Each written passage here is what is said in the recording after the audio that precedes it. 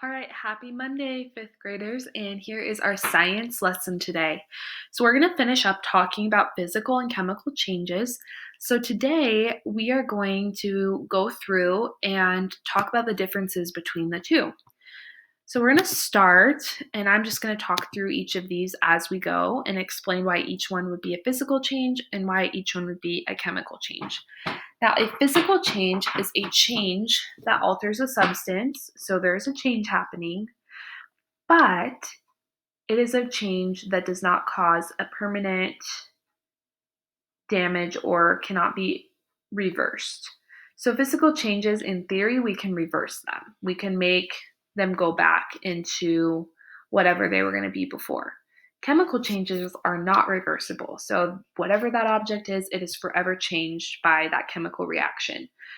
Like our pumpkin that we exploded on Friday, or didn't really explode, but we reacted with baking soda and vinegar.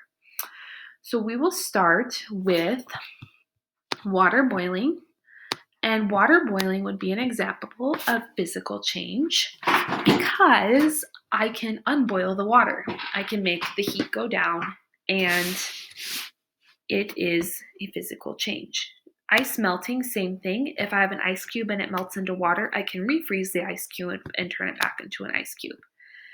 Nails rusting is an example of a chemical change because the nails are rusting and they're changing into a different color, and the metal is oxidizing, which we cannot change that nail back into a clean, non-rusty nail ever again.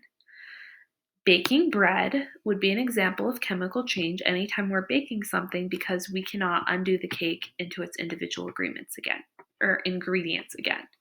Cutting paper would be physical because we're just cutting it up and we could tape it back together.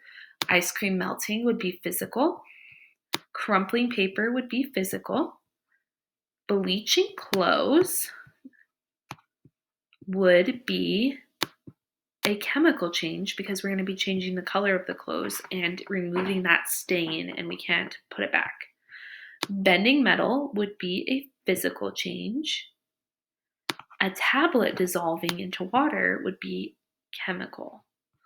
So those are all the different types of chemical and physical change. Now we're going to talk about that. If a new substance is not produced, it is a physical change. If two liquids react with each other and a solid is formed, that would be chemical.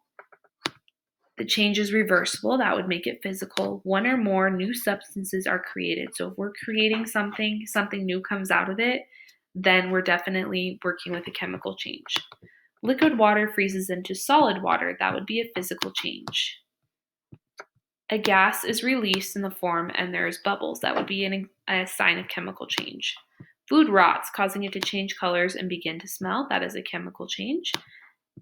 And a piece of paper is folded and then unfolded and crumpled into a ball. That would be physical.